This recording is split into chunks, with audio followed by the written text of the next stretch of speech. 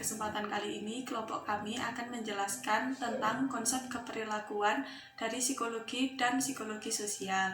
Yang pertama, pengertian dari psikologi yaitu berasal dari dua bahasa, yaitu bahasa Belanda dan Inggris, yang berarti jiwa dan ilmu. Jadi kebanyakan orang mengartikan bahwa psikologi itu adalah ilmu dari pengetahuan tentang kejiwaan. Pembahasan pertama dari bab ini adalah konsep diri. Menurut Samuelson, Hubner, dan Stanton pada tahun 1976 menyatakan bahwa konsep diri merupakan persepsi seseorang terhadap dirinya sendiri, di mana persepsi ini dibentuk melalui pengalaman dan interpretasi seseorang terhadap dirinya sendiri. Lalu menurut Berliner tahun 1998, konsep diri ini juga mengukur tentang apa yang akan dilakukan di masa yang akan datang dan bagaimana mereka mengevaluasi performa diri mereka. Pemahaman seseorang tentang konsep dirinya akan menentukan dan mengarahkan perilaku dalam berbagai situasi.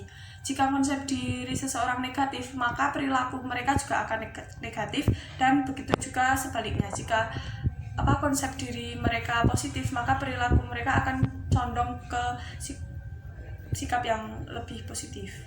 Perkembangan konsep diri ini selanjutnya lebih mengarah pada konsep diri yang bersifat spesifik atau multidimensi. Konsep diri spesifik merupakan pola penilaian konsep diri individu yang melihat ke dalam perspektif yang lebih luas terhadap diri individu sehingga bisa mendapatkan gambaran diri individu dari berbagai sudut pandang yang beragam dan dinamis. Pola pengukuran konsep diri yang bersifat multidimensional memiliki beberapa keuntungan, seperti kita bisa melihat karakteristik dari seseorang dari berbagai macam konteks pada diri individu, dapat memprediksi perilaku seseorang, dan dapat membantu menyelesaikan permasalahan pada individu. Konsep sikap. Sikap adalah suatu tendensi atau kecenderungan dalam menjawab atau merespon dan bukan dalam menanggapi dirinya sendiri. Sikap ini berbeda dengan perilaku, tetapi sikap menghadirkan sesuatu kesiapsiagaan untuk tindakan mengarah pada perilaku. Sikap menjadi suatu bentuk bagian dari pribadi individu yang dapat membantu konsistensi dari perilaku. Selanjutnya ada komponen sikap. Sikap ini disusun dari 3 komponen. Yang pertama ada komponen teori, komponen emosional, dan juga komponen perilaku. Komponen teori terdiri dari gagasan, persepsi, dan kepercayaan seseorang mengenai penolakan sikap. Lalu ada komponen emosional atau afektif, mengacu pada perasaan seseorang yang mengarah pada objek sikap. Hal positif yang dirasakan meliputi kegemaran, rasa hormat, atau pengenalan terhadap jiwa orang lain. Perasaan negatif itu juga meliputi rasa tidak suka, takut, ataupun rasa jijik. Misalnya seseorang dapat menikmati bekerja dengan komputer, atau bahkan komputer dapat membuat seseorang merasa tidak nyaman. Yang terakhir ada komponen perilaku, mengacu pada bagaimana suatu kekuatan bereaksi terhadap objek sikap. Selanjutnya ada konsep terdekat sikap. Yang pertama ada kepercayaan. Kepercayaan dapat didefinisikan sebagai komponen kognitif dari sikap. Kepercayaan merupakan modal dalam menjalin hubungan baik dengan orang lain. Setiap orang akan memberikan penilaian yang beragam terhadap orang lain. Penilaian ini akan menentukan kekuatan hubungan sejauh mana orang lain dapat menerima diri kita. Sangat tergantung bagaimana kita membangun kredibilitas diri dan terhadap jalinan hubungan. Selanjutnya ada opini. Opini adalah respon yang diberikan seseorang, yaitu komunikan kepada komunikator yang sebelumnya telah memberi stimulus berupa pertanyaan. Pada awalnya, opini ini terbentuk berasal dari pendapat pribadi atau penafsiran individual mengenai berbagai masalah di mana padanya tidak terdapat suatu pandangan yang sama. Selanjutnya ada nilai. Nilai ini merupakan tujuan hidup yang penting sekaligus standar perilaku. Nilai merupakan pijakan yang paling dalam dan sentimen dasar di mana orang-orang mengorientasikan dirinya menuju tujuan yang lebih tinggi dan di mana mereka membedakan suatu yang baik. Selanjutnya adalah kebiasaan. Kebiasaan merupakan ketidakbimbangan, respon otomatis, dan pengulangan pola dari respon perilaku. Kebiasaan berbeda dengan sikap. Sikap bukan merupakan perilaku. Sikap memiliki 4 fungsi utama. Yang pertama, pemahaman, kebutuhan akan kepuasan, ego yang defensif, dan ungkapan nilai. Pemahaman ini berfungsi membantu seseorang dalam memberikan arti atau memahami situasi atau peristiwa baru. Sikap mengizinkan seseorang menilai suatu situasi baru dengan cepat tanpa perlu mengumpulkan semua informasi yang relevan mengenai situasi tersebut. Sikap juga berfungsi sebagai suatu hal yang bermanfaat atau pemuasan kebutuhan. Misalnya, seseorang karyawan mungkin membentuk sikap positif atau negatif terhadap usulan kebijakan perusahaan, tergantung apakah kebijakan itu menguntungkannya atau tidak. Selanjutnya, yang terakhir ada sikap dan konsistensi. Riset pada umumnya telah menyimpulkan bahwa orang-orang mengusahakan konsistensi antara sikap-sikapnya serta antara sikap dan perilakunya. Berarti individu berusaha untuk menghubungkan sikap-sikap mereka yang terpisah dan menyelaraskan sikap dengan perilaku mereka sehingga mereka terlihat rasional dan konsisten.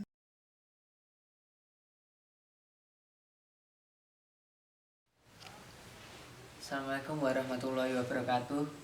Di sini saya melanjutkan presenter yang pertama, yaitu mengenai teori terkait dengan sikap. Teori terkait dengan sikap ini ada beberapa teori. Yang pertama, teori perubahan sikap. Yang kedua, teori penguatan dan stimulus respon. Yang ketiga, teori penilaian sosial. Yang keempat, teori konsistensi dan ketidaksesuaian. Yang kelima, teori disonansi kognitif. Yang keenam itu teori persepsi diri. Yang pertama, teori perubahan sikap. Teori ini membantu kita untuk memperkirakan permohonan apa yang paling efektif, yang mana sikap kemungkinan besar berubah sebagai hasil dari permohonan. Jadi sebagai contoh itu, jika mengingat bahwa sikap itu mungkin berubah tanpa dorongan dari luar. Kemudian yang kedua itu teori penguatan dan stimulus respon. Teori ini fokus pada bagaimana seseorang menanggapi stimulus khusus. Nah, penempatan teori ini itu lebih menegaskan komponen stimulus daripada respon-responnya. Kemudian yang ketiga itu teori penilaian sosial. Teori ini itu mengambil sebuah pendekatan itu dari pandangan atau persepsi orang. Jadi teori ini mempertimbangkan perubahan sikap sebagai sebuah hasil dari perubahan bagaimana orang-orang itu merasa sebuah objek lebih baik daripada sebuah perubahan akan objek tersebut. Kemudian yang keempat, teori konsistensi dan ketidaksesuaian. Nah, di dalam teori ini itu menyatakan bahwa hubungan antara sikap dan perilaku adalah seimbang ketika itu tidak terdapat stres kognitif dalam sistem. Jadi teori ketidaksesuaian ini adalah sebuah variasi dari teori konsistensi. Kemudian ada teori disonansi kognitif. Teori ini menjelaskan hubungan antara sikap dan perilaku seseorang. Jadi disonansi dalam hal ini itu berarti adanya suatu inkonsistensi atau tidak kekonsistenan seseorang. Kemudian ada teori persepsi diri. Nah, teori ini itu menyatakan bahwa orang-orang itu mengembangkan sikap mereka berdasarkan cara mereka mengobservasi sesuatu. Jadi kayak menginterpretasikan perilakunya. Dengan kata lain, yaitu teori ini itu menempatkan bahwa sikap tidak menentukan perilaku seseorang. Jadi perilaku seseorang itu tidak ditentukan oleh sikapnya itu. Kemudian ada motivasi. Motivasi ini berasal dari bahasa Latin yaitu movere, yang artinya menimbulkan pergerakan. Motivasi ini adalah perilaku atau dorongan ke arah beberapa jenis tindakan dengan definisi fisiologis atau psikologis yang menggerakkan perilaku seseorang atau dorongan yang ditunjukkan untuk tujuan insentif. Kemudian di dalam motivasi ini ada teori motivasi dan aplikasinya. Teori ini mengarahkan dan memotivasi orang lain dalam pekerjaan para manajer, yaitu hal ini itu sangat penting bagi manajer karena didefinisikan oleh banyak buku itu menyelesaikan sesuatu melalui orang lain. Jadi manusia sebagai makhluk sosial itu kadang membutuhkan orang lain untuk menyelesaikan sesuatu. Kemudian ada teori motivasi awal. Nah, di dalam teori ini itu ada 3 teori spesifik yang dirumuskan selama kurun waktu tahun 1950-an. Ketiga teori ini itu ada teori hierarki kebutuhan, teori X dan Y, dan teori motivasi Huygens. Kemudian ada teori kebutuhan dan kepuasan. Nah, teori ini itu menjelaskan bahwa masing-masing individu mempunyai beraneka ragam kebutuhan yang dapat mempengaruhi perilaku. Jadi teori kebutuhan ini pada praktiknya itu merupakan bagian-bagian dari teori kebutuhan psikologis yang akan didominasi oleh kebutuhan-kebutuhan lain jika tidak dijumpai. Jadi misal teori psikologis itu tidak dijumpai, misal teori kebutuhan lain itu tidak dijumpai, maka teori ini yang akan ada pada praktiknya bagian-bagian teori psikologis ini. Kemudian ada teori X dan Y. Teori X dan Y itu adalah pengingat yang bermanfaat dan sederhana dari aturan alam untuk mengelola orang yang berada di bawah tekanan kerja. Jadi teori X dan Y ini bisa dipandang sebagai dasar negatif atau positif dari perilaku seseorang. Kemudian ada teori kebutuhan Maxwell. Teori ini itu digunakan untuk menjawab permasalahan yang berhubungan dengan teori kebutuhan dan kepuasan. Jadi awalnya yang dikembangkan oleh Maxwell ini. Kemudian ada teori 2 faktor. Nah, di dalam teori 2 faktor ini berpengaruh terhadap 2 jenis perilaku. Jadi asumsi terpenting dalam bentuk teori ini adalah teori Herzberg, yang berarti faktor yang mempunyai pengaruh positif itu dalam motivasi dan menjadi bahan pertandingan yang menyenangkan terhadap seluruh pengaruh negatif. Jadi menurut Herzberg ini, pengaruh positif dari teori ini itu harus bisa menutupi pengaruh negatifnya. Kemudian ada ringkasan teori-teori kebutuhan. Nah, semua teori di dalam kebutuhan dari motivasi ini mencakup hierarki, kebutuhan Maslow, kemudian teori ERG, Alder, kemudian teori kebutuhan Maxwell tadi, dan teori motivasi Huygens-Herzberg yang mengusulkan ide yang sama. Jadi idenya di dalam ringkasan teori-teori kebutuhan ini adalah individu memiliki kebutuhan bahwa ketika tidak puas akan menghasilkan motivasi. Jadi kadang itu manusia atau individu itu kurang untuk merasa puas. Jadi mereka harus bagaimana caranya dia harus mencapai kepuasan mereka. Sekian dari presentasi saya. Wassalamualaikum warahmatullahi wabarakatuh.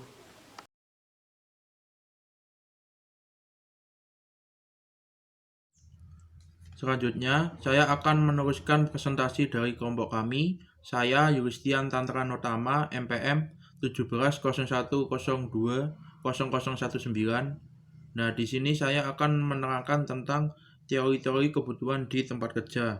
Nah, setiap individu mempunyai kebutuhannya masing-masing dan mempunyai motivasi tinggi untuk mencapai suatu kebutuhannya.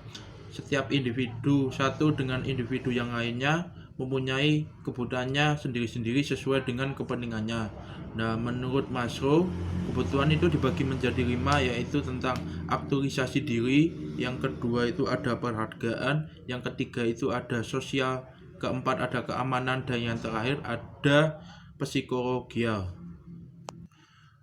Kemudian itu ada proses-proses teori motivasi. Nah, secara arti, motivasi adalah proses yang dimulai dengan kebutuhan fisiologi atau psikologi yang mengaktifkan perilaku atau pemicu yang digunakan untuk tujuan. Untuk mencapai hal ini, perilaku karyawan sangat penting.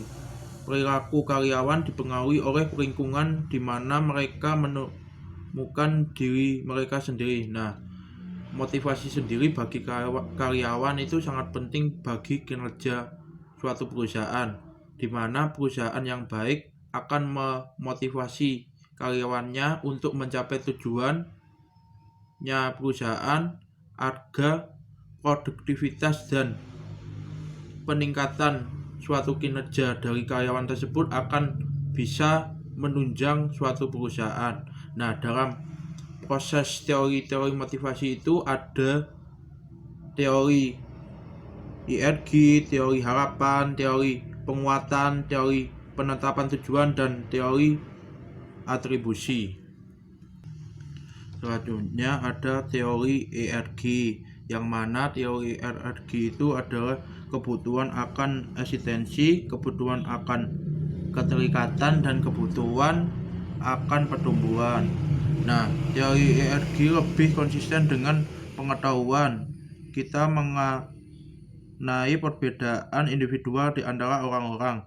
Variabel seperti ini, pendidikan, latar belakang, keluarga, dan lingkungan budaya dapat mengubah arti penting atau kekuatan dorong yang dimiliki sekelompok kebutuhan terhadap seorang individu tertentu.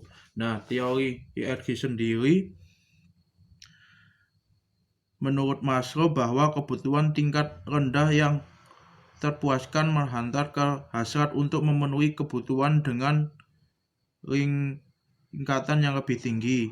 Nah, teori ERG sendiri sebagai motivator untuk individu dalam menggapai kebutuhannya. Jika kebutuhannya udah terpenuhi, maka akan meningkat ke kebutuhan yang lebih tinggi. Sebaliknya, lawan dari motivator sendiri adalah sekaligus halangan untuk individu dalam persaingan antar individu. Selanjutnya ada teori harapan. Teori harapan disebut juga teori valensi atau instrumentari. Ide dasar dari teori ini adalah motivasi diturunkan oleh hasil yang diharapkan akan diperoleh seseorang sebagai akibat dari tindakannya.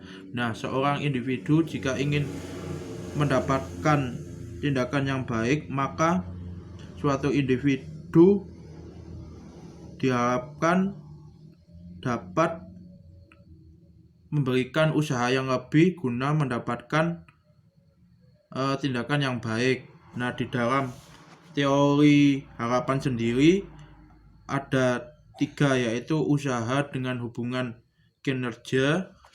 Selanjutnya ada kinerja berhubungan dengan reward, dan reward berhubungan dengan tinjauan personal, yang mana hubungan antara usaha dengan hubungan kinerja itu, misalnya karyawan sering meminta untuk melaksanakan tugas bagi mereka yang tidak mempunyai keterampilan atau pelatihan yang pantas. Jadi, suatu individu jika tidak mempunyai kinerja yang kurang dalam perusahaan, mereka akan berusaha kepada perusahaan untuk meningkatkan kinerjanya. Secara umum, ekspektasi karyawan dipengaruhi oleh hal-hal sebagai berikut. Yang pertama, harga diri. Yang kedua adalah keberhasilan sebelumnya. Kemudian ada pertolongan dari pengawasan bawahan. Kemudian informasi serta materi yang sesuai dan perlengkapan. Nah, kelima unsur yang dipengaruhi itu akan mendongkrak kinerja karyawan guna pengembangan perusahaan. Kemudian hubungan antara kinerja dengan reward. Nah, setelah usaha yang dilakukan suatu individu sudah maksimal, akan membentuk suatu kinerja yang baik, yang mana kinerja itu akan mendapatkan suatu imbal hasil dari output suatu kinerja yang baik, yaitu reward, yang mana perusahaan memberikan suatu penghargaan kepada suatu karyawan untuk dapat termotivasi dalam kinerja yang baik dengan memberikan reward. Kemudian hubungan reward dengan hubungan tujuan personal. Nah, setelah perusahaan memberikan reward kepada individu yang berhasil memenuhi kinerja dengan baik bagi perusahaan, maka karyawan akan diberikan reward, yang mana reward sendiri akan mendongkrak tujuan personal dari suatu individu tersebut, yang mana akan bisa memotivasi individu yang lain untuk berusaha agar seperti yang diharapkan pada perusahaan. Kemudian yang selanjutnya adalah teori penguatan, yang mana teori ini mengemukakan perilaku adalah fungsi dari akibat yang berkaitan dengan perilaku tersebut. Nah, di dalam teori penguatan sendiri dibagi menjadi 3. Yang pertama ada pusat perhatian, yang kedua ada kontingensi penguatan, yang ketiga ada semakin pendek interval waktu antara tanggapan atau respon karyawan, misalnya prestasi kerja. Nah, dalam pusat perhatian sendiri, pada perilaku ini dapat diukur seperti jumlah yang dapat diproduksi. Nah, individu melakukan produksi kepada perusahaan bisa diukur dari produksi yang diberikan perusahaan. Kemudian kualitas produksi. Nah, kualitas produksi merupakan kunci dari keberhasilan suatu produk untuk peningkatan perusahaan. Kemudian ada kontingensi penguatan, yang mana urutan antara stimulus, tanggapan, dan konsekuensi dari perilaku yang ditimbulkan. Kondisi kerja tertentu dibentuk oleh organisasi stimulus, kemudian karyawan bertindak sebagai mana diinginkan oleh organisasi atau tanggapan. Selanjutnya, organisasi memberikan imbalan yang sesuai dengan tindakan atas perilaku karyawan tersebut berupa konsekuensi dari perilaku. Nah, di sini kinerja karyawan sendiri, jika kinerja baik kepada perusahaan, maka perusahaan akan memberikan imbalan yang baik juga bagi karyawan. Sedangkan jika karyawan memberikan impact yang buruk bagi perusahaan, maka perusahaan akan memberikan hukuman bagi karyawan yang tidak sesuai dengan prosedur perusahaan. Kemudian semakin pendek interval waktu antara tanggapan atau respon karyawan, misalnya prestasi kerja. Nah, di sini sendiri manajer untuk memodifikasi motivasi karyawan, yang mana penguatan positif, negatif, dan hukuman. Yang saya sebutkan tadi, jika karyawan sudah memberikan kinerja yang baik, maka akan berdampak positif bagi perusahaan. Sedangkan karyawan sudah memberikan kinerja yang kurang optimal, akan memberikan penguatan negatif bagi perusahaan dan akan berdampak buruk bagi perusahaan. Dan hukuman itu sendiri adalah imbal output dari perusahaan untuk karyawan yang tidak sesuai dengan peraturan yang sudah diterapkan oleh perusahaan. Kemudian saya lanjut untuk teori penetapan tujuan. Teori ini menguraikan hubungan antara tujuan yang ditetapkan dan prestasi kerja. Konsep dasar dari teori ini adalah bahwa karyawan yang memahami tujuan akan mempengaruhi perilaku kinerjanya. Nah, di sisi lain, jika tujuan perusahaan itu baik bagi karyawan, maka karyawan akan berdampak baik bagi perusahaan, yang mana kinerja dari suatu karyawan akan meningkat sesuai dengan tujuan yang diharapkan oleh perusahaan. Kemudian di dalam teori penetapan tujuan itu ada penetapan dimotivasi dengan 4 cara. Yang pertama itu ada perhatian tujuan langsung, upaya meregulasi tujuan meningkatkan ketekunan, tujuan mengajukan pengembangan dari strategi dan rencana tindakan. Nah, perhatian tujuan langsung yang dimaksud di sini adalah perusahaan memberikan teguran kepada karyawan untuk memotivasi hal yang baik guna peningkatan tujuan perusahaan. Kemudian upaya meregulasi tujuan. Jika tujuan dianggap benar oleh perusahaan, maka akan diteruskan oleh kinerja suatu karyawan.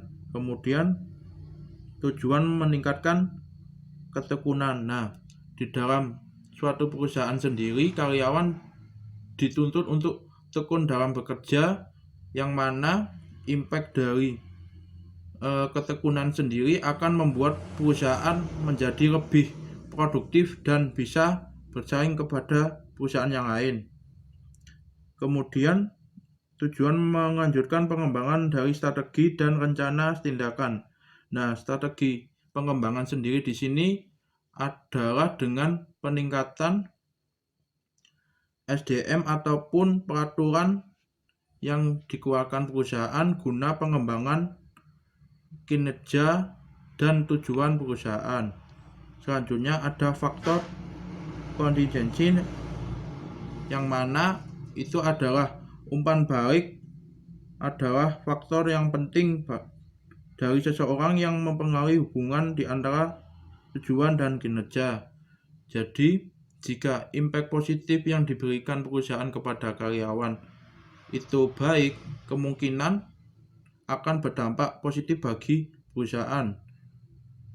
Sebaliknya, jika impact yang diberikan perusahaan itu jelek kepada karyawan, maka umpan balik dari penggunaan tersebut akan bisa dibuat.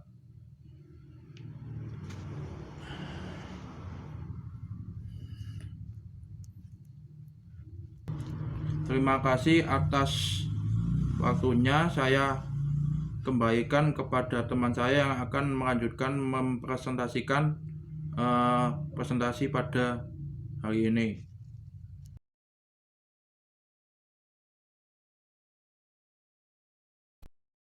Perkenalkan, kami dari kelompok pertama akan mempresentasikan mengenai konsep keperilakuan dari psikologi dan psikologi sosial.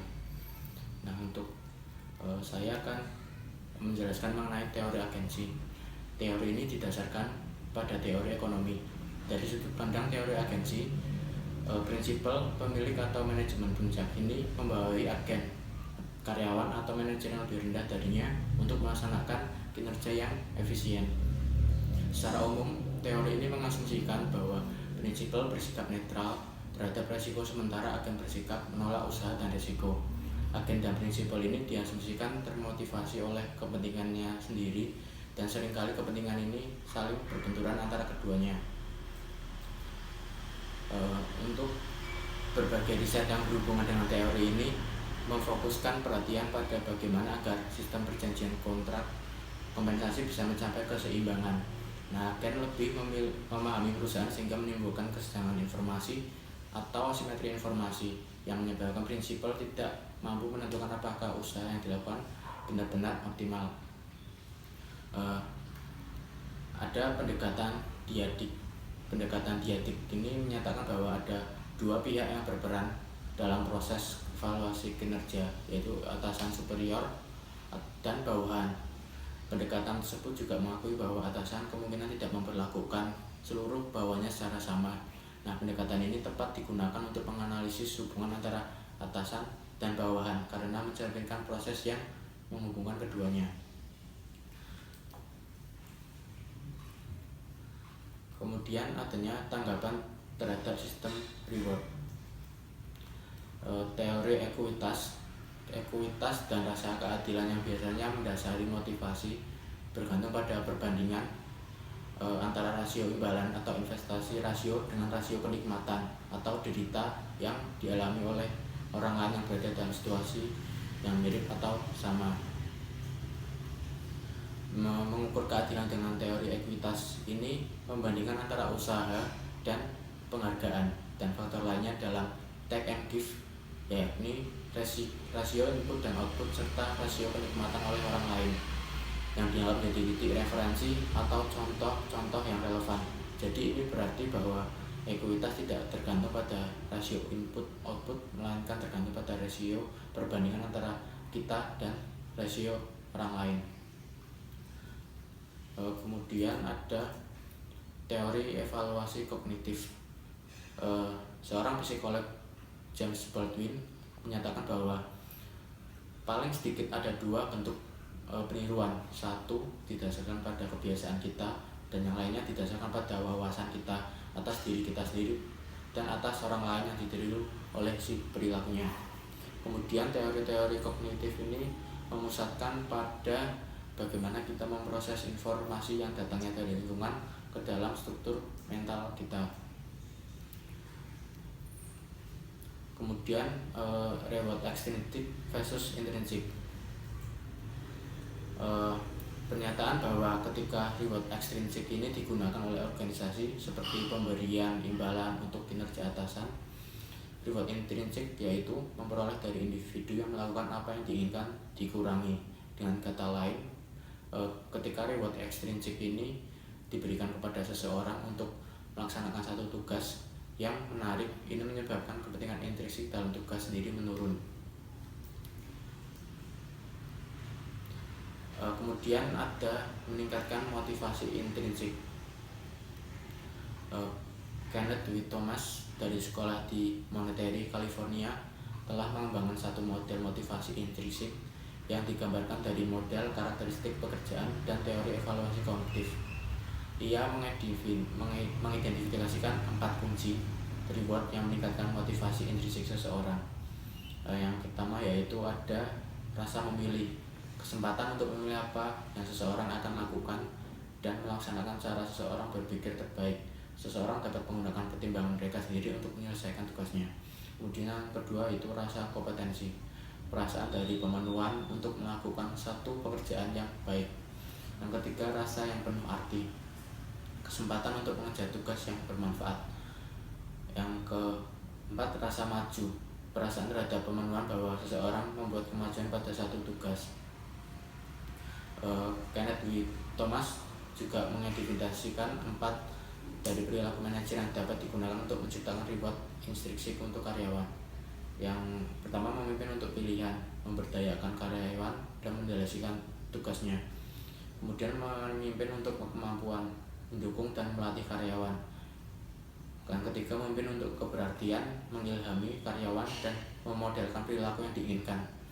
Kemudian yang keempat, memimpin untuk kemajuan, memonitor dan memberi penghargaan karyawan. Selanjutnya mengenai persepsi. Persepsi adalah bagaimana orang-orang melihat atau menginterpretasikan peristiwa, objek, dan manusia. Orang-orang bertindak atas dasar persepsinya dengan mengabaikan apakah persepsi itu mencerminkan kenyataan yang sebenarnya. Leavitt membedakan persepsi menjadi 2 pandangan. Yang pertama, pandangan secara sempit, dan yang kedua secara luas. Pandangan yang sempit mengartikan persepsi sebagai penglihatan, bagaimana seseorang melihat sesuatu. Pandangan yang luas mengartikannya sebagai bagaimana seseorang memandang dan tahu mengartikan sesuatu. Persepsi berarti analisis mengenai cara mengintegrasikan penerapan kita terhadap hal-hal di sekeliling individu dengan kesan atau konsep yang sudah ada, dan selanjutnya mengenali benda tersebut. Persepsi ini memberikan makna pada stimuli. Persepsi juga merupakan pemahaman tentang objek atau hubungan-hubungan yang diperoleh dengan menyimpulkan informasi dan menafsirkan pesan. Meskipun demikian, karena persepsi tentang objek atau peristiwa tersebut bergantung pada suatu kerangka ruang dan waktu, maka persepsi akan bersifat sangat subjektif dan situasional. Persepsi ditentukan oleh faktor personal dan faktor situasional. Faktor fungsional berasal dari kebutuhan, pengalaman, masa lalu, dan hal-hal lain yang termasuk dalam apa yang disebut sebagai faktor fungsional. Faktor struktural berasal dari sifat dan dampak saraf yang ditimbulkan pada sistem saraf individu. Para manajer dan akuntan berperilaku harus mengembangkan persepsi yang akurat dari orang-orang dengan siapa mereka berhadapan. Perbedaannya adalah mereka merasa menjadi kunci kelompok dalam menghasilkan suatu keberhasilan atau kegagalan operasi. Akuntan perilaku harus memahami persepsi karena format ini persepsi orang-orang dikembangkan ke dalam gagasan dan sikap yang mempengaruhi perilaku. Assalamualaikum warahmatullahi wabarakatuh. Saya Lola Piarda Maharani. Kalian bisa memanggil saya Lola Piarda. Kali ini saya akan menjelaskan tentang rancangan fisik dan kecenderungan individu. Apa sih rancangan fisik? Rangsangan fisik yaitu input yang berhubungan dengan perasaan, seperti halnya penglihatan dan sentuhan. Lalu kecenderungan individu itu apa? Kecenderungan individu yaitu meliputi alasan, kebutuhan, sikap, pelajaran pada masa lampau, dan harapan. Lalu apa sih yang membuat orang-orang memiliki perbedaan persepsi antara mengenai perasaan individu, yaitu disebabkan oleh kecenderungan individu sendiri. Contoh halnya seperti saya berada di lingkungan yang dia hanya berpikir itu harus itu, maka pola pikir saya, perasaan saya, maka akan terbawa pada hal tersebut yang akan mempengaruhi kecenderungan individu saya sebagai seorang individu. Lalu ada 4 faktor yang berhubungan dengan kecenderungan individu. Yang pertama yaitu perasaan, yang kedua yaitu keakraban, yang ketiga yaitu arti penting, yang keempat yaitu emosi. Lalu kemudian yaitu pada pilihan, organisasi, dan penafsiran rangsangan. Sebagaimana persepsi pada pilihan, organisasi, dan penafsiran rangsangan adalah proses dalam pemilihan, pengorganisasian, dan penginterpretasian rangsangan. Yaitu sifat dasar rangsangan sendiri meliputi seperti faktor, atribut fisik, desain, dan bertentangan dengan rangsangan tersebut. Sifat dasar rangsangan sendiri meliputi yaitu faktor atribut fisik, lalu desain atau bertentangan dengan rangsangan lainnya. Namun persepsi tersebut telah disimpangkan dengan cara menerima stereotip, mempercayai informasi dari pihak sumber yang memang kita percaya, namun informasi tersebut belum tentu benar, lalu bersandar pada kesan pertama yang akan kemudian melompat pada kesimpulan. Artinya bahwa kita mungkin kemungkinan besar lebih memilih pada menerima stereotip, mempercayai informasi yang mungkin orangnya kita kenal namun informasinya belum tentu benar, dan bersandar pada kesan pertama. Hal tersebut akan menyalahkan kita pada pandangan tersebut dan mempengaruhi kesimpulan atau keputusan yang salah. Seperti itu. Lalu apa sih keterkaitan persepsi bagi para akuntan maupun manajer? Kalau bagi keterkaitan persepsi bagi para akuntan sendiri, yaitu persepsi itu akan memengaruhi bagaimana dia mengevaluasi kinerja, cara penilaian atas seseorang yang mungkin memengaruhi ketelitian persepsi penyelia. Contoh halnya dia mempunyai karyawan yang dalam hal lainnya dia bagus namun bagian ketelitian dia masih buruk, maka dia akan mengetahui dengan persepsinya tersebut dia akan menolong atau membantu karyawannya tersebut untuk menjadi lebih baik lagi di kemudian harinya. Sedangkan keterkaitan persepsi bagi para akuntan bagi para manajer yaitu dalam mengambil keputusannya. Seperti kita halnya manajer itu harus mengayomi seluruh karyawan yang ada di kantor. Maka sebagai manajer pengambilan keputusannya adalah yang sangat penting. Maka dia harus belajar melalui persepsinya yang tidak hanya diambil keputusan sepihak ataupun hanya keputusan melalui apa yang dia lihat ataupun apa yang dia dengar, kecuali dia benar-benar tahu seluk-beluknya. Seperti itu. Maka persepsi itu sangat penting bagi seorang manajer, bagaimana dia mempengaruhi pola pikirnya ataupun kecenderungan individu untuk mengambil keputusan yang paling benar. Lalu bagaimana sih persepsi orang atau membuat penilaian mengenai orang lain? Dalam hal persepsi, orang dalam membuat penilaian terhadap orang lain, hal ini berkaitan terhadap teori atribusi. Apa sih teori atribusi?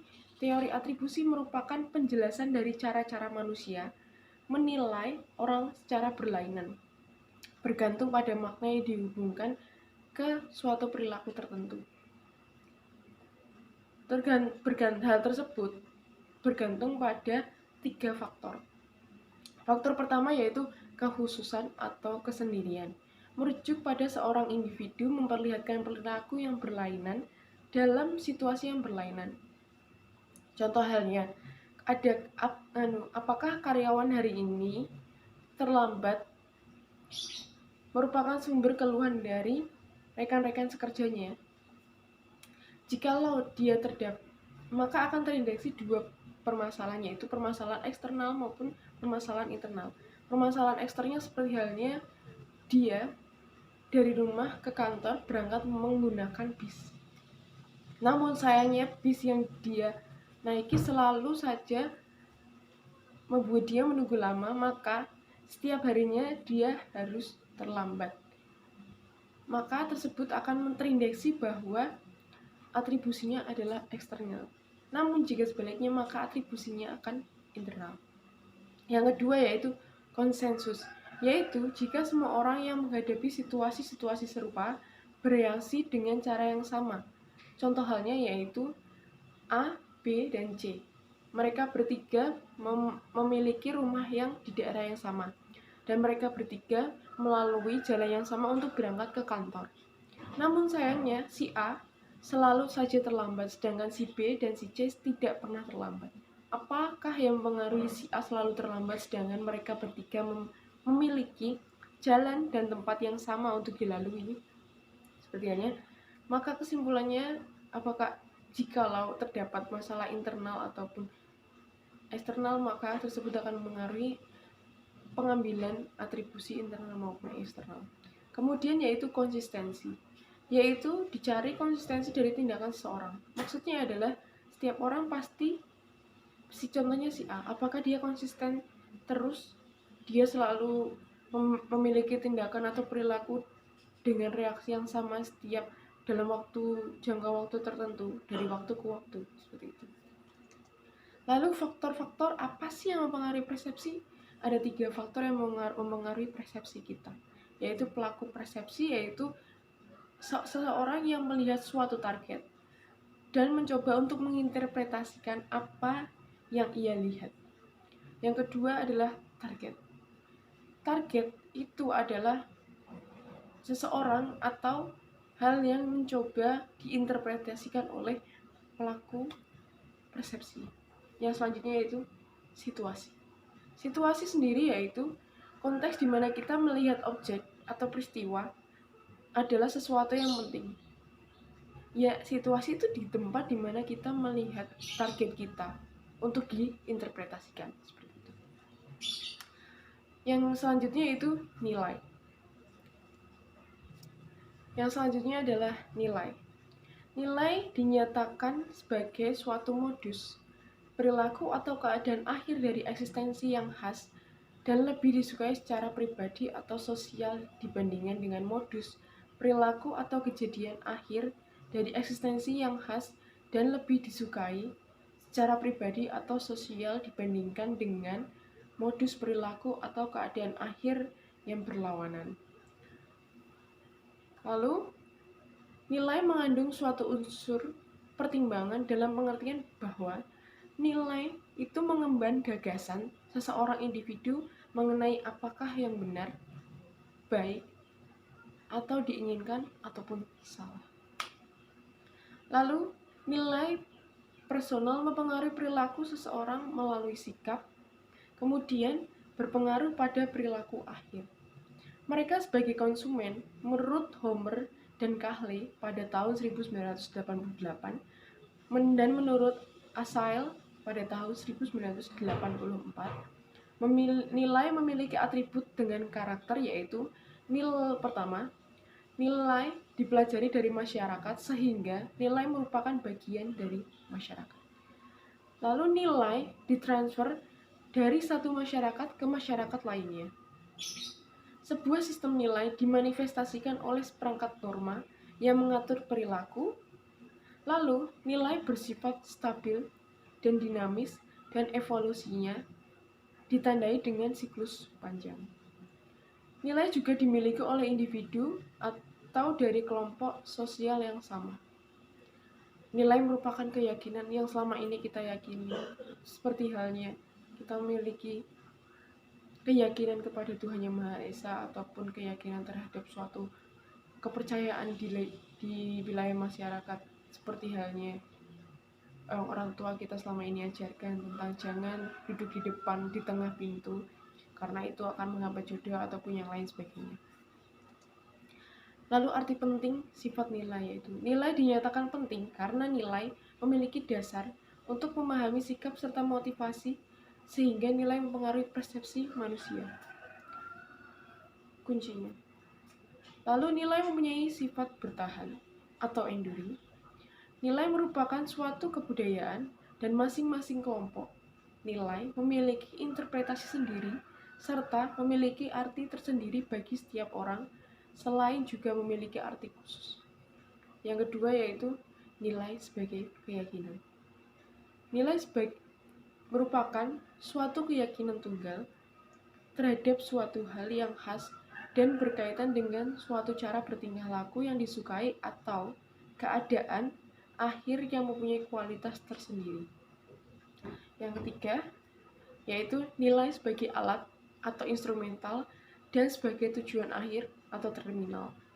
Nilai dapat menjadi variabel tergantung ataupun variabel bebas. Sebagai variabel harus bergantung pada nilai merupakan hasil dari semua kekuatan kultural, institusional, dan personal yang berlaku pada seseorang selama hidupnya. Sebagai variabel bebas, nilai memiliki akibat yang jauh. Antara lain yaitu penentu semua jenis tingkah laku sosial, sikap ideologi, dan evaluasi moral terhadap diri sendiri dan orang lain. Nilai sebagai alat instrumental merupakan yang bersifat nilai moral dan nilai kompensasi.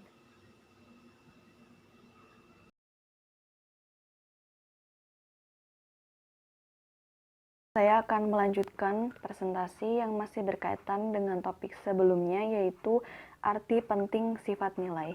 Yang ketiga, nilai sebagai alat atau instrumental dan nilai sebagai tujuan akhir atau terminal. Nilai dapat menjadi variabel tergantung ataupun variabel bebas.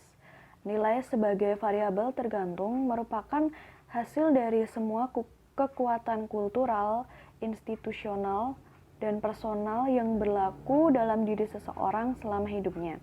Sedangkan nilai sebagai variabel bebas memiliki arti bahwa nilai memiliki akibat yang jauh, yaitu penentu dari semua jenis tingkah laku sosial, kemudian sikap ideologi, dan evaluasi moral terhadap diri sendiri maupun orang lain. Adapun nilai sebagai alat atau instrumental bersifat nilai moral dan kompetensi. Nilai moral berkaitan dengan tingkah laku dan hati nurani ketika melanggar nilai. Jadi, jika seseorang melanggar suatu nilai, maka dia akan merasa bersalah dan sedih karena hati nuraninya tersebut. Sedangkan nilai kompetensi itu berfokus pada sifat personal seseorang. Kemudian, nilai sebagai tujuan akhir atau terminal itu terdiri dari dua macam karakter, yaitu bersifat personal jika difokuskan atau dipusatkan pada diri sendiri, dan bersifat sosial jika dipusatkan pada masyarakat. Kemudian yang keempat adalah nilai bersifat eksplisit dan implisit. Menurut Kagan, nilai merupakan induksi dari pengalaman nilai budaya dan pribadi yang mendalam dan meresap. Nilai juga berpotensi untuk diwujudkan dalam suatu tingkah laku atau juga dapat memperkirakan tingkah laku. Namun, ada nilai yang tetap ada dalam diri seseorang dan tidak dimanifestasikan dalam wujud tingkah laku yang nyata. Selanjutnya, ada fungsi nilai menurut Lukács dan Schwartz, yaitu ada 4. Yang pertama yaitu nilai berfungsi sebagai standar, kemudian yang kedua nilai berfungsi sebagai rencana umum dalam memecahkan masalah dan pengambilan keputusan, yang ketiga nilai sebagai motivasi, dan yang keempat nilai sebagai ego defensif. Nilai seperti halnya keyakinan yang memiliki aspek kognitif, afektif, dan tingkah laku. Nilai meliputi kognitif tentang apa yang diinginkan, kemudian nilai meliputi afektif adalah bagaimana individu atau kelompok itu memiliki emosi terhadap apa yang diinginkan. Kemudian nilai juga memiliki komponen tingkah laku, di mana nilai merupakan variabel yang sangat berpengaruh terhadap tingkah laku seseorang atau kelompok. Pemahaman mengenai nilai sebagai suatu keyakinan juga tidak dapat dipisahkan dari model yang dikembangkan oleh Lukács pada tahun 1968 yang disebut sebagai Belief System Theory atau BST. Nah, BST sendiri merupakan suatu kerangka pikir yang berupaya atau berusaha menjelaskan adanya organisasi di antara nilai, kemudian sikap, dan juga tingkah laku. Sedangkan nilai instrumental menurut survei Lukács itu diantaranya ada ambisi, berpikiran sempit atau terbuka, mampu, bergembira, bersih, berani, memaafkan, sangat membantu, jujur, imajinatif, bebas, intelektual, logis, dan mencintai. Selanjutnya ada nilai dan dilema etika. Sejak terjadinya skandal Enron dan skandal lainnya membuat profesi akuntan di dunia menjadi gempar. Permasalahan ini disebabkan oleh adanya kemerosotan dari standar etika itu sendiri. Nah, cara ideal untuk mengatasi dilema ini adalah dengan mempertimbangkan kecukupan dari kesempatan yang ada, selanjutnya memberikan reaksi terhadap apa yang menjadi kekhawatiran di dalamnya. Selain itu, untuk mengatasi krisis kepercayaan terhadap profesi di era pasca materialistis ini adalah dengan melakukan penekanan lebih pada pengaruh spiritualisme dan agama untuk menekan pengaruh individualisme pada diri seseorang. Selain itu, organisasi profesi juga perlu untuk membuat standar profesi yang berkualitas dalam semua aspek. Kemudian juga harus tegas terhadap anggota profesi yang hanya membawa keburukan bagi profesi tersebut dan juga bagi mereka yang tidak menjalankan kewajiban sebagai anggota. Selanjutnya, nilai-nilai sepanjang budaya lintas negara. Proyek penelitian Global Leadership and Organizational Behavior Effectiveness atau GLOBE mengidentifikasi 9 dimensi perbedaan budaya secara nasional. Studi GLOBE juga mengkonfirmasikan bahwa dimensi dari Hofstede yang berjumlah 5 itu masih valid dan relevan. Kemudian studi GLOBE menambahkan 4 dimensi dan alat ukur terbaru dari tingkat di mana negara tersebut berada pada setiap dimensinya. Nah, bisa teman-teman lihat juga pada halaman 153, tabel 4.3, rating nilai beberapa negara sepanjang budaya. Di situ terdapat bahwa di setiap dimensinya ada 3 ukuran, yaitu tingkat negara rendah, tingkat negara moderat, dan tingkat negara tinggi. Adapun 9 dimensi dari studi GLOBE ini adalah tegas, orientasi masa depan, perbedaan gender, penghindaran ketidakpastian, jarak kekuasaan, individualisme atau kolektivisme, kolektivisme dalam kelompok, orientasi kinerja, dan orientasi manusia. Sekian untuk dilanjutkan oleh presenter selanjutnya.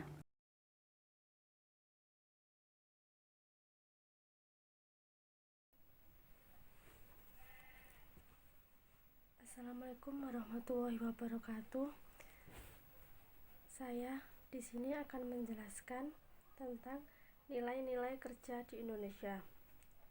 Ketika nilai individu diluruskan dengan nilai organisasi, hasilnya adalah positif. Individu yang memiliki pemahaman akurat pada pekerjaan yang diharuskan dan mengatur nilai organisasi yang terbaik pada pekerjaan mereka, dan memiliki tingkat yang lebih tinggi terhadap kepuasan dan juga komitmen dari organisasi.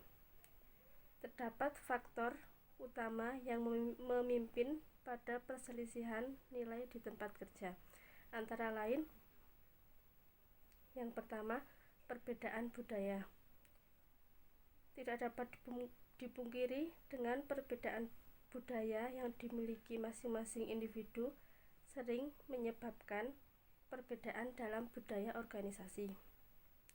Kebudayaan merupakan identitas suatu bangsa yang dapat membedakan bangsa tersebut dengan bangsa lainnya. Yang selanjutnya ada kearifan budaya lokal. Kearifan budaya lokal merupakan perpaduan antara nilai ketuhanan dan juga berbagai nilai yang ada. Kearifan budaya lokal ini terbentuk sebagai keunggulan budaya masyarakat setempat maupun kondisi geografis dalam konteks luas. Kearifan budaya lokal merupakan produk budaya masa lalu yang secara luas terus-menerus patut dijadikan pegangan hidup.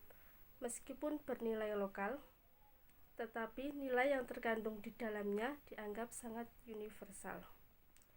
Yang selanjutnya ada pengaruh lintas budaya. Perbedaan latar belakang dan juga orientasi budaya ini sering menyebabkan terjadinya konflik mengenai bagaimana orang yang berbeda nilai budaya ini dapat saling memahami. Dapat dilakukan dengan berbagai cara, antara lain yaitu dengan cara dialog. Orientasi yang berbeda antara individu atau kelompok yang satu dengan yang lainnya akan menyebabkan bagaimana mereka menilai sesuai juga akan berbeda. Yang selanjutnya adalah pembelajaran. Pembelajaran adalah proses di mana perilaku baru diperlukan.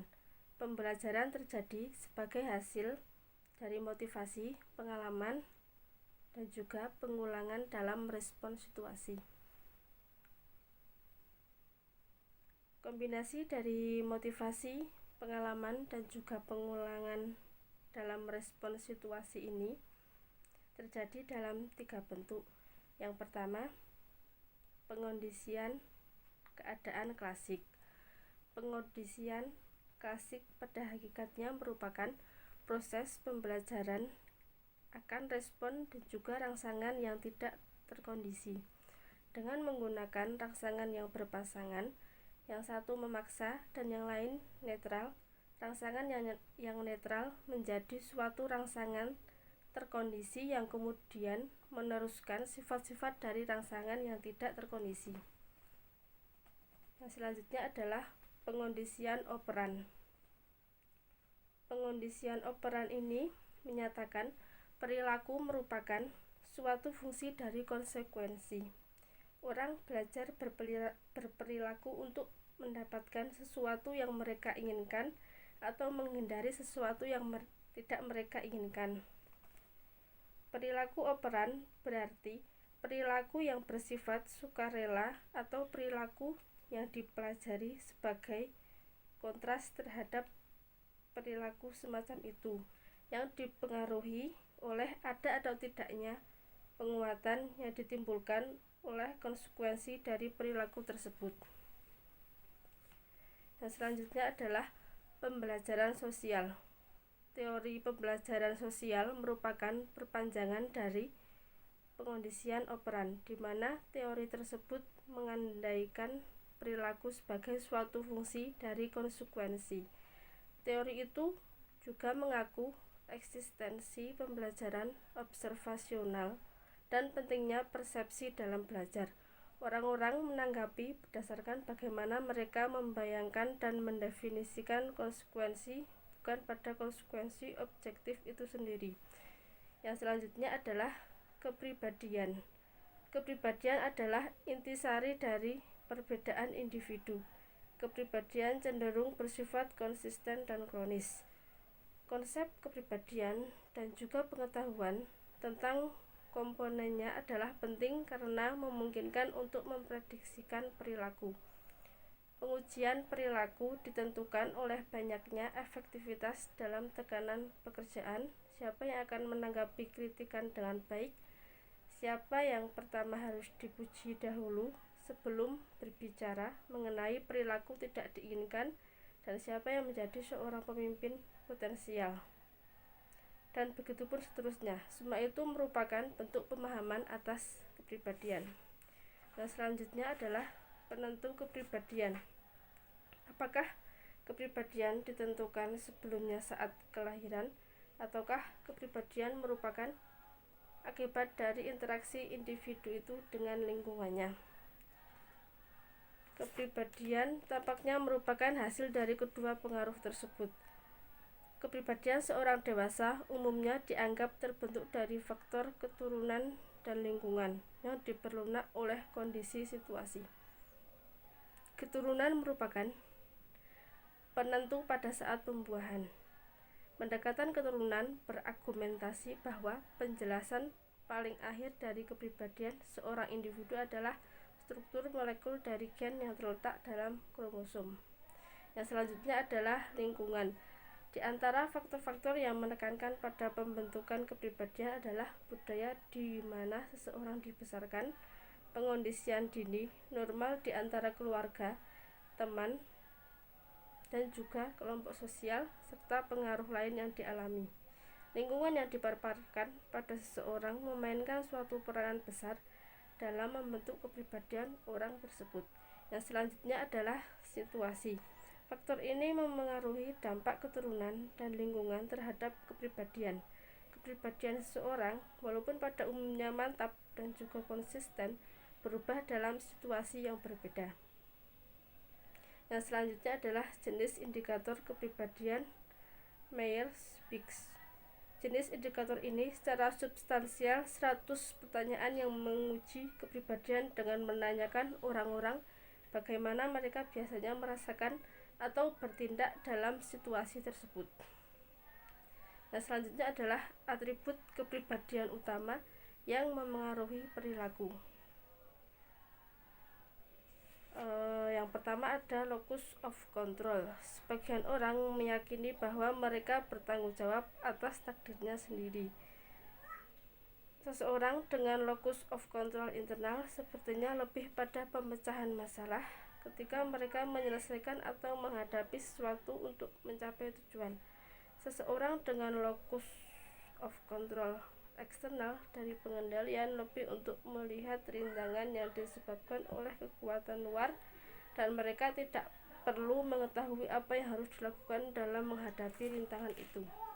Nah, selanjutnya adalah Machiavellianism, yaitu seorang individu yang tinggi dalam Machiavellianism adalah seorang yang memiliki praktek yang sangat tinggi, memiliki jarak emosional, dan meyakini bahwa akhirnya dapat membenarkan arti.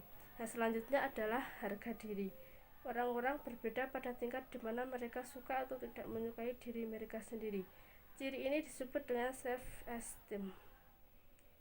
Penelitian pada harga diri menawarkan pengertian yang mendalam ke dalam PO.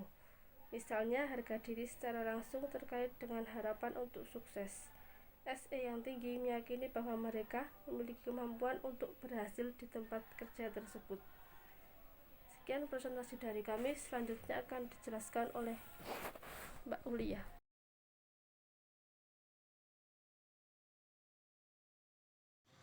Di sini saya akan melanjutkan dari presenter sebelumnya.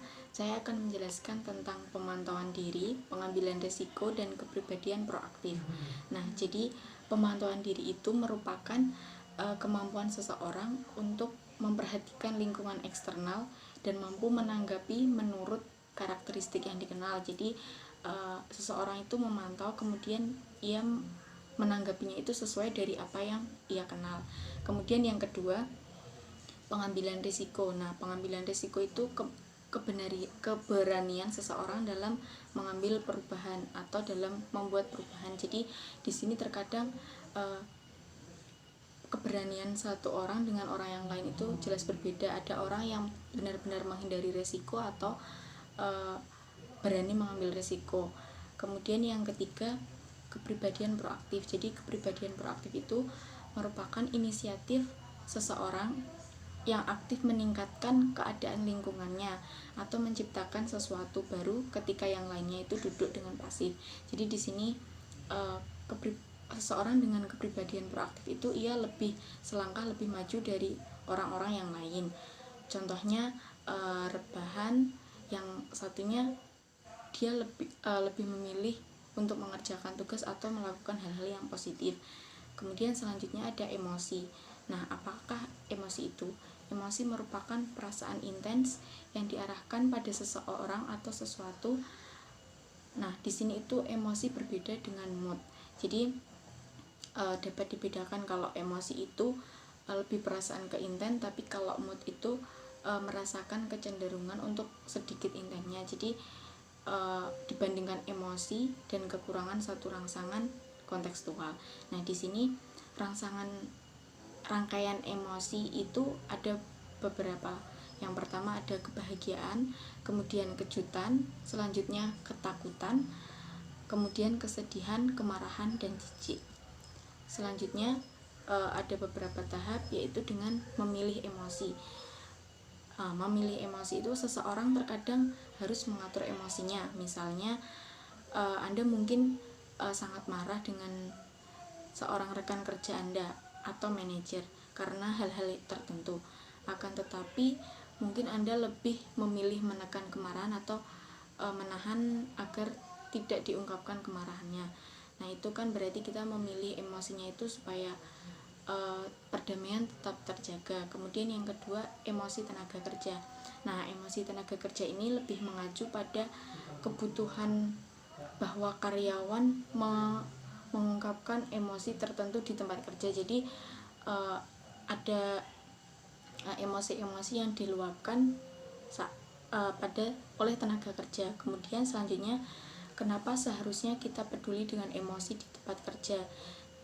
Jadi dalam tempat kerja dapat terpengaruh oleh emosi positif atau negatif. Jadi kita harus peduli pada emosi di tempat kerja, lebih memilih emosi positif atau negatif, lebih memilih perdamaian atau nantinya akan menimbulkan perpecahan. Kemudian selanjutnya ada emosi negatif di tempat kerja. Nah, emosi negatif ini dapat mengarah pada sejumlah penyimpangan perilaku di tempat kerja. Jadi mungkin kita dalam pengucapannya bisa salah. Nah, itu bisa menyinggung dari rekan kerja kita. Kemudian ada intelijensi emosional.